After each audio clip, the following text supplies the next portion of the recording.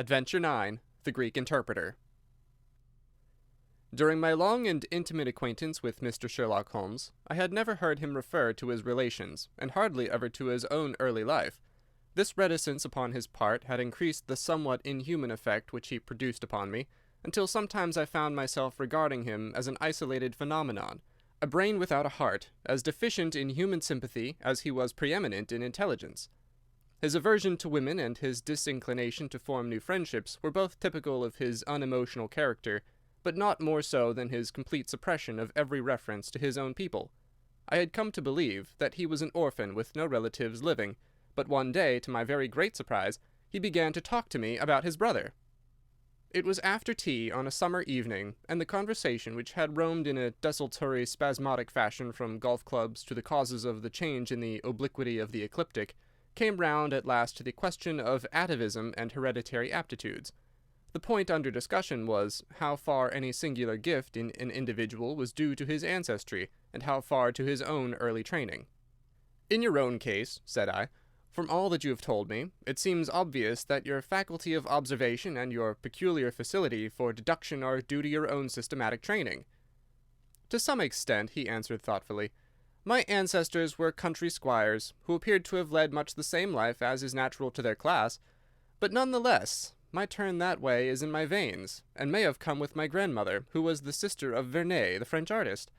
Art in the blood is liable to take the strangest forms." "But how do you know that it is hereditary?" "Because my brother Mycroft possesses it in a larger degree than I do." This was news to me indeed. If there were another man with such singular powers in England, how was it that neither police nor public had heard of him? I put the question, with a hint that it was my companion's modesty which made him acknowledge his brother as his superior. Holmes laughed at my suggestion. "My dear Watson," said he, "I cannot agree with those who rank modesty among the virtues.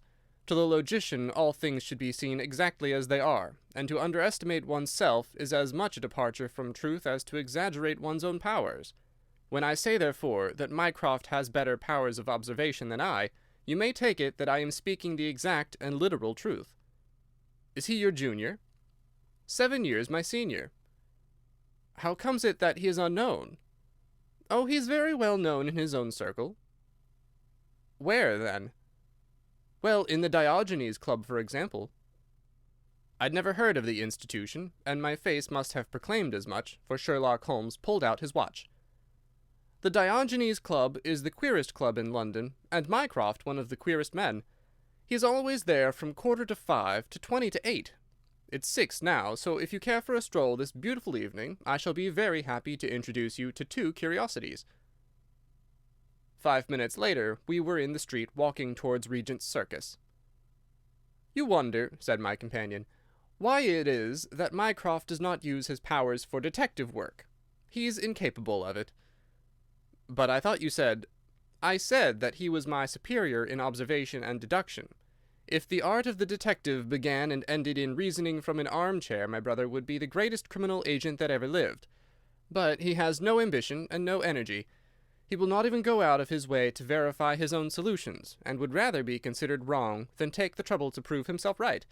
Again and again I have taken a problem to him, and have received an explanation which has afterwards proved to be the correct one, and yet he was absolutely incapable of working out the practical points which must be gone into before a case could be laid before a judge or jury."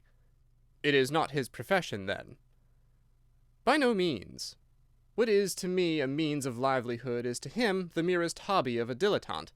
He has an extraordinary faculty for figures, and audits the books in some of the government departments. Mycroft lodges in Pall Mall, and he walks round the corner into Whitehall every morning, and back every evening. From year's end to year's end he takes no other exercise, and is seen nowhere else, except only in the Diogenes Club, which is just opposite his rooms." "I cannot recall the name." "Very likely not. There are many men in London, you know, who, some from shyness, some from misanthropy, have no wish for the company of their fellows. Yet they are not averse to comfortable chairs and the latest periodicals. It is for the convenience of these that the Diogenes Club was started, and it now contains the most unsociable and unclubbable men in town. No member is permitted to take the least notice of any other one, save in the strangers' room, no talking is under any circumstances allowed, and 3 offences, if brought to the notice of the committee, render the talker liable to expulsion. My brother was one of the founders, and I have myself found it a very soothing atmosphere." We had reached Pall Mall as we talked, and were walking down it from the St. James's End. Sherlock Holmes stopped at a door some little distance from the Carlton, and cautioning me not to speak, he led the way into the hall. Through the glass panelling I caught a glimpse of a large and luxurious room, in which a considerable number of men were sitting about and reading papers, each in his own little nook. Holmes showed me into a small chamber which looked out into Pall Mall, and then, leaving me for a minute, he came back with a companion whom I knew could only be his brother. Mycroft Holmes was a much larger and stouter man than Sherlock. His body was absolutely corpulent, but his face, though massive, had preserved something of the sharpness of expression which was so remarkable in that of his brother. His eyes, which were of a peculiarly light, watery grey, seemed to always retain that far-away, introspective look, which I had only observed in Sherlock's, when he was exerting his full powers. "I'm glad to meet you, sir," said he, putting out a broad, fat hand like the flipper of a seal. "I hear of Sherlock everywhere since you became his chronicler. By the way, Sherlock, I expected to see you round last week to consult me over that Manor House case. I thought you might be a little out of your depth." "No, I solved it," said my friend, smiling. "It was Adams, of course." "Yes, it was Adams. I was sure of it from the first." The two sat down together in the bow window of the club. "To anyone who wishes to study mankind, this is the spot," said Mycroft. "Look at the magnificent types. Look at these 2 men who are coming toward us, for example." "The billiard marker and the other?" "Precisely. What do you make of the other?" The 2 men had stopped opposite the window. Some chalk marks over the waistcoat pocket were the only signs of billiards which I could see in one of them. The other was a very small, dark fellow, with his hat pushed back and several packages under his arm. "An old soldier, I perceive," said Sherlock. "And very recently discharged," remarked the brother. "Served in India, I see." "And a non-commissioned officer." "Royal Artillery, I fancy," said Sherlock. "And a widower." "But with a child." "Children, my dear boy, children." "Come," said I, laughing, "this is a little too much." "Surely," answered Holmes, "it is not hard to say that a man with that bearing, expression of authority, and sun-baked skin, is a soldier, is more than a private, and is not long from India. That he has not left the service long is shown by his still wearing his ammunition boots, as they are called," observed Mycroft. "He had not the cavalry stride, yet he wore his hat on one side, as is shown by the lighter skin of that side of his brow. His weight is against his being a sapper. He is in the artillery. Then, of course, his complete mourning shows that he has lost someone very dear. The fact that he is doing his own shopping looks as though it were his wife. He has been buying things for children, you perceive. There is a rattle which shows that one of them is very young. The wife probably died in childbed. The fact that he has a picture book under his arm shows that there is another child to be thought of." I began to understand what my friend meant when he said that his brother possessed even keener faculties than he did himself. He glanced across at me and smiled. Mycroft took snuff from a tortoise-shell box and brushed away the wandering grains from his coat front with a large red silk handkerchief. "By the way, Sherlock," said he, "I have had something quite after your own heart, a most singular problem, submitted to my judgment. I really had not the energy to follow it up save in a very incomplete fashion, but it gave me a basis for some pleasing speculation, if you would care to hear the facts." "My dear Mycroft, I should be delighted." The brother scribbled a note upon a leaf of his pocket-book, and ringing the bell, he handed it to the waiter. "I've asked Mr. Melas to step across," said he. "He lodges on the floor above me, and I have some slight acquaintance with him, which led him to come to me in his perplexity. Mr. Melas is a Greek by extraction, as I understand, and he is a remarkable linguist. He earns his living partly as interpreter in the law courts and partly by acting as guide to any wealthy Orientals who may visit the Northumberland Avenue hotels. I think I will leave him to tell his very remarkable experience in his own fashion." A few minutes later we were joined by a short, stout man whose olive face and coal-black hair proclaimed his southern origin, though his speech was that of an educated Englishman.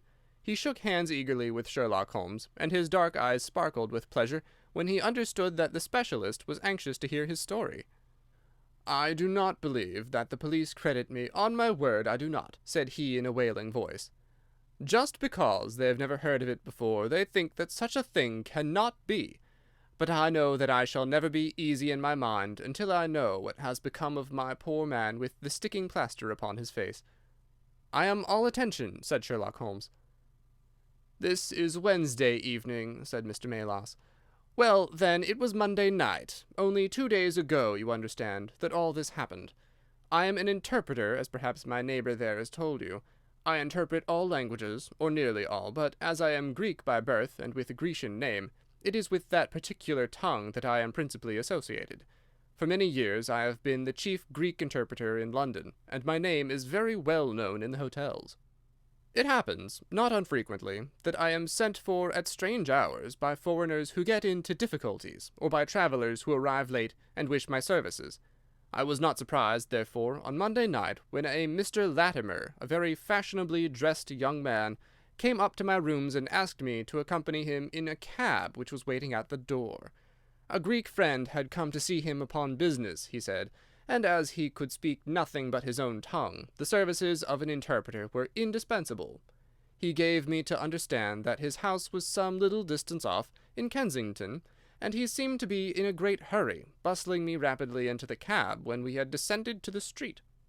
I say into the cab, but I soon became doubtful as to whether it was not a carriage in which I found myself. It was certainly more roomy than the ordinary four-wheeled disgrace to London, and the fittings, though frayed, were of rich quality. Mr. Latimer seated himself opposite to me, and we started off through Charing Cross and up the Shaftesbury Avenue. We had come out upon Oxford Street, and I had ventured some remark as to this being a roundabout way to Kensington, when my words were arrested by the extraordinary conduct of my companion. He began by drawing a most formidable-looking bludgeon loaded with lead from his pocket, and switching it backward and forward several times, as if to test its weight and strength. Then he placed it, without a word, upon the seat beside him. Having done this, he drew up the windows on each side, and I found to my astonishment that they were covered with paper, so as to prevent my seeing through them. "I am sorry to cut off your view, Mr. Melas," said he. "The fact is that I have no intention that you should see what the place is to which we are driving. It might possibly be inconvenient to me if you could find your way there again." As you can imagine, I was utterly taken aback by such an address. My companion was a powerful, broad-shouldered young fellow, and apart from the weapon, I should not have had the slightest chance in a struggle with him. "This is very extraordinary conduct, Mr. Latimer," I stammered. "You must be aware that what you are doing is quite illegal." "It is somewhat of a liberty, no doubt," said he, "but we'll make it up to you. I must warn you, however, Mr. Melas, that if at any time tonight you attempt to raise an alarm or do anything which is against my interests, you will find it a very serious thing. I beg you to remember that no one knows where you are, and that whether you are in this carriage or in my house you are equally in my power." His words were quiet, but he had a rasping way of saying them which was very menacing. I sat in silence, wondering what on earth could be his reason for kidnapping me in this extraordinary fashion. Whatever it might be, it was perfectly clear that there was no possible use in my resisting, and that I could only wait to see what might befall. For nearly 2 hours we drove without my having the least clue as to where we were going. Sometimes the rattle of the stones told of a paved causeway, and at others our smooth, silent course suggested asphalt. But save by this variation in sound, there was nothing at all which could in the remotest way help me to form a guess as to where we were. The paper over each window was impenetrable to light, and a blue curtain was drawn across the glass work in front. It was 7:15 when we left Pall Mall, and my watch showed me that it was 10 minutes to 9 when at last we came to a standstill. My companion let down the window, and I caught a glimpse of a low, arched doorway with a lamp burning above it.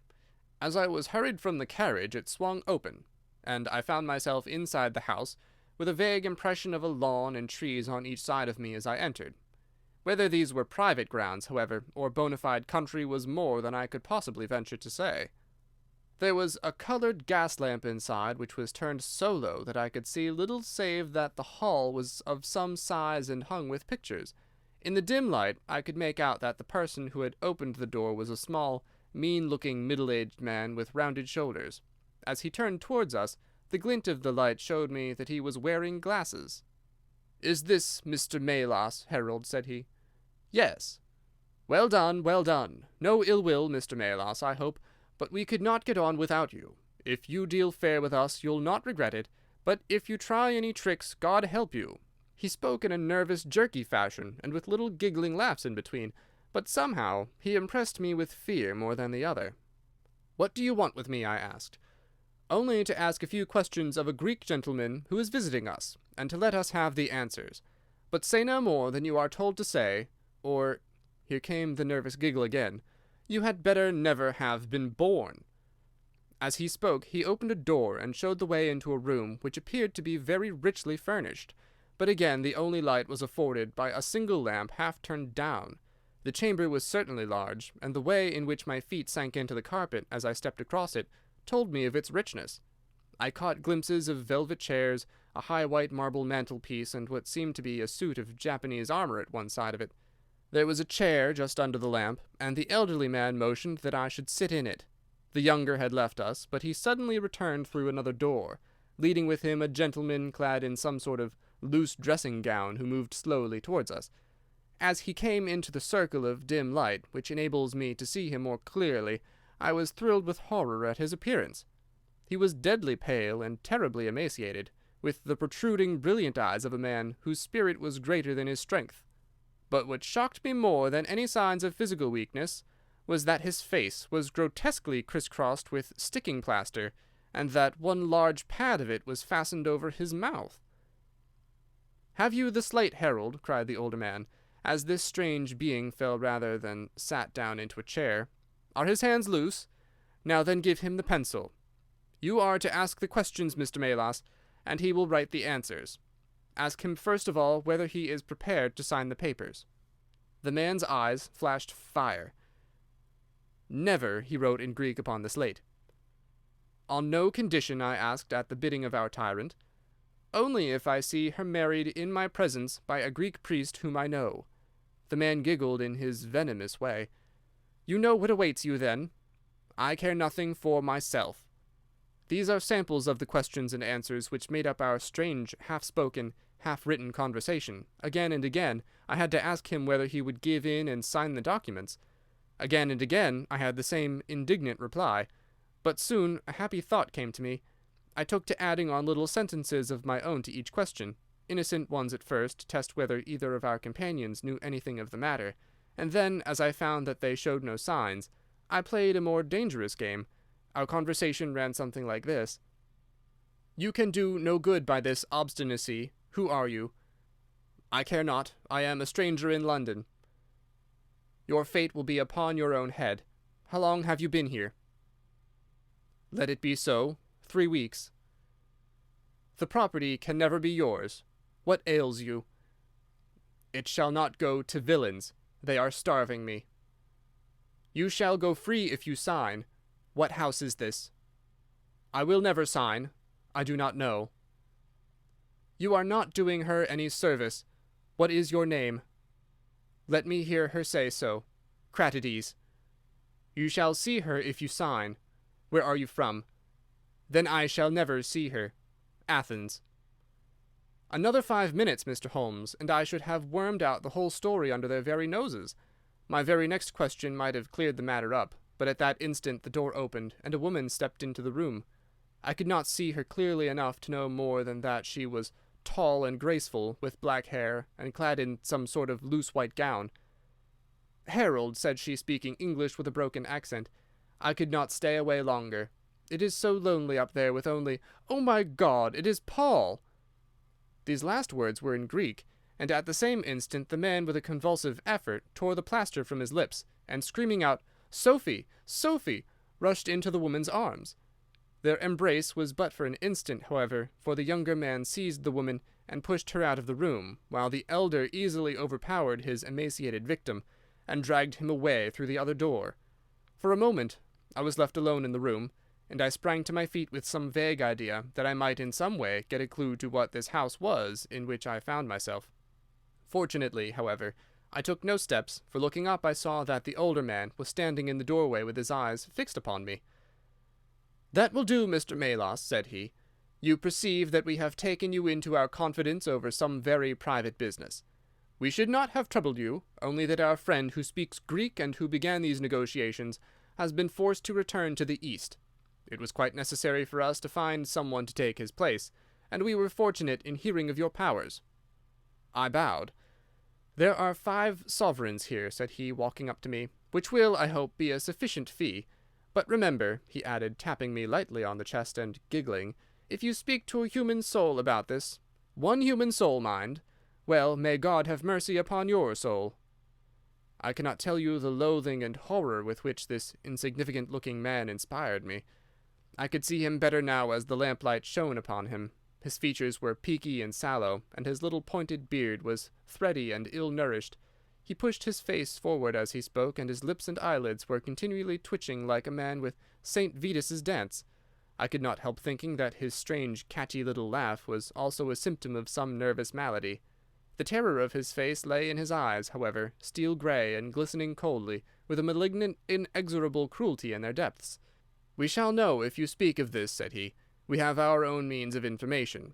Now you will find the carriage waiting, and my friend will see you on your way." I was hurried through the hall and into the vehicle again, obtaining that momentary glimpse of trees and a garden. Mr. Latimer followed closely at my heels, and took his place opposite to me without a word. In silence we again drove for an interminable distance, with the windows raised, until at last, just after midnight, the carriage pulled up. "You will get down here, Mr. Melas," said my companion.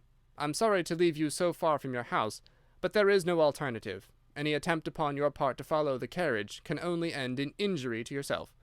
He opened the door as he spoke, and I had hardly time to spring out when the coachman lashed the horse and the carriage rattled away.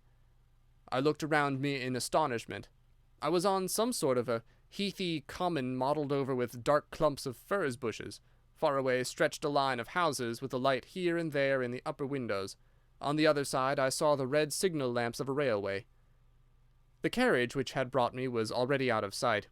I stood gazing round and wondering where on earth I might be, when I saw someone coming towards me in the darkness. As he came up to me I made out that he was a railway porter. "Can you tell me what this place is?" I asked. "Wandsworth Common," said he. "Can I get a train into town?" "If you walk on a mile or so to Clapham Junction," said he, "you'll just be in time for the last to Victoria." So that was the end of my adventure, Mr. Holmes. I do not know where I was, nor whom I spoke with, nor anything save what I have told you. But I know that there is foul play going on, and I want to help that unhappy man if I can. I told the whole story to Mr. Mycroft Holmes next morning, and subsequently to the police. We all sat in a silence for some little time after listening to this extraordinary narrative. Then Sherlock looked across at his brother. "Any steps?" he asked. Mycroft picked up the Daily News, which was lying on the side table. "Anybody supplying any information to the whereabouts of a Greek gentleman named Paul Cratides from Athens, who is unable to speak English, will be rewarded. A similar reward paid to anyone giving information about a Greek lady whose first name is Sophie, X2473. That was in all the dailies. No answer. "How about the Greek legation?" "I have inquired. They know nothing." "A wire to the head of the Athens police, then?"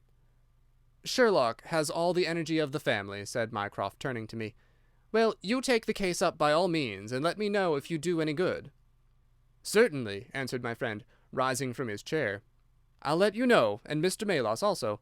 In the meantime, Mr. Melas, I should certainly be on my guard if I were you, for of course they must know through these advertisements that you have betrayed them." As we walked home together, Holmes stopped at a telegraph office and sent off several wires.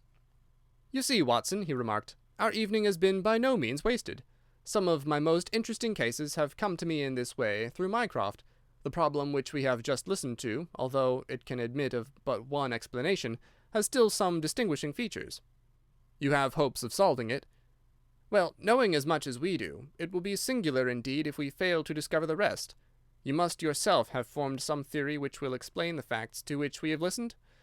"In a vague way, yes." "What was your idea, then?" "It seemed to me to be obvious that this Greek girl had been carried off by the young Englishman named Harold Latimer." "Carried off from where?" "Athens, perhaps." Sherlock Holmes shook his head. This young man could not talk a word of Greek. The lady could talk English fairly well. Inference that she had been in England some little time, but he had not been in Greece. Well, then, we will presume that she had come on a visit to England, and that this herald had persuaded her to fly with him. That is more probable. Then the brother, for that I fancy must be the relationship, comes over from Greece to interfere. He imprudently puts himself into the power of the young man and his older associate. They seize him and use violence towards him in order to make him sign some papers to make over the girl's fortune, of which he may be trustee to them. This he refuses to do. In order to negotiate with him they have to get an interpreter, and they pitch upon this Mr. Melas, having used some other one before. The girl is not told of the arrival of her brother, and finds it out by the merest accident. "Excellent, Watson," cried Holmes. "I really fancy that you are not far from the truth. You see that we hold all the cards, and we have only to fear some sudden act of violence on their part. If they give us time, we must have them." "But how can we find where this house lies?" "Well, if our conjecture is correct, and the girl's name is, or was, Sophie Cratides, we should have no difficulty in tracing her.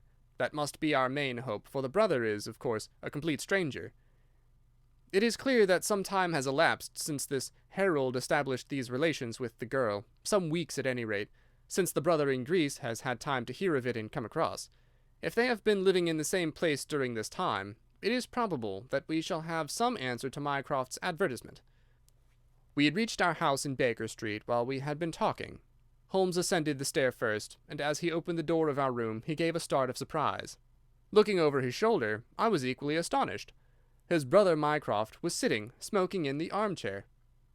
"Come in, Sherlock, come in, sir," said he blandly, smiling at our surprised faces. "You don't expect such energy from me, do you, Sherlock? But somehow this case attracts me." "How did you get here?" "I passed you in a hansom." "There has been some new development?" "I had an answer to my advertisement." "Ah!" "Yes, it came within a few minutes of your leaving." "And to what effect?" Mycroft Holmes took out a sheet of paper. "Here it is," said he, "written with a J pen on royal cream paper by a middle-aged man with a weak constitution. 'Sir,' he says, 'in answer to your advertisement of today's date, I beg to inform you that I know the young lady in question very well. If you should care to call upon me, I should give you some particulars as to her painful history. She is living at present at the Myrtles, Beckenham. Yours faithfully, J. Davenport.'" "He writes from Lower Brixton," said Mycroft Holmes. "Do you not think that we might drive to him now, Sherlock, and learn these particulars?" "My dear Mycroft, the brother's life is more valuable than the sister's story. I think we should call at Scotland Yard for Inspector Gregson, and go straight out to Beckenham. We know that a man is being done to death, and every hour may be vital." "Better pick up Mr. Melas on our way," I suggested. "We may need an interpreter." "Excellent," said Sherlock Holmes. "Send the boy for a four-wheeler, and we shall be off at once." He opened the table drawer as he spoke, and I noticed that he slipped his revolver into his pocket. "Yes," said he in answer to my glance, "I should say, from what we have heard, that we are dealing with a particularly dangerous gang." It was almost dark before we found ourselves in Pall Mall at the rooms of Mr. Melas. A gentleman had just called for him, and he was gone. "Can you tell me where?" asked Mycroft Holmes. "I don't know, sir," answered the woman who had opened the door. "I only know that he drove away with the gentleman in a carriage." "Did the gentleman give a name?" "No, sir." "He wasn't a tall, handsome, dark young man?" "Oh, no, sir. He was a little gentleman with glasses, thin in the face, but very pleasant in his ways, for he was laughing all the time that he was talking." "Come along," cried Sherlock Holmes abruptly. "This grows serious," he observed as we drove to Scotland Yard. "These men have got hold of Melas again. He is a man of no physical courage, as they are well aware from their experience the other night. This villain was able to terrorize him the instant that he got into his presence. No doubt they want his professional services, but having used him they may be inclined to punish him for what they will regard as his treachery. Our hope was that by taking train we might get to Beckenham as soon or sooner than the carriage. On reaching Scotland Yard, however, it was more than an hour before we could get Inspector Gregson and comply with the legal formalities which would enable us to enter the house. It was 10:15 before we reached London Bridge, and past before the four of us alighted on the Beckenham platform. A drive of half a mile brought us to the Myrtles. a large dark house, standing back from the road in its own grounds. Here we dismissed our cab, and made our way up the drive together. "The windows are all dark," remarked the inspector. "The house seems deserted." "Our birds are flown and the nest empty," said Holmes. "Why do you say so?" "A carriage heavily loaded with luggage has passed out during the last hour." The inspector laughed. "I saw the wheel tracks in the light of the gate lamp, but where does the luggage come in?" "You may have observed the same wheel tracks going the other way, but the outward bound ones were very much deeper, so much so that we can say for a certainty that there was a very considerable weight on the carriage." "You get a trifle beyond me there," said the inspector, shrugging his shoulder. "It will not be an easy door to force, but we will try if we cannot make some one hear us." He hammered loudly at the knocker and pulled at the bell, but without any success. Holmes had slipped away, but he came back in a few minutes.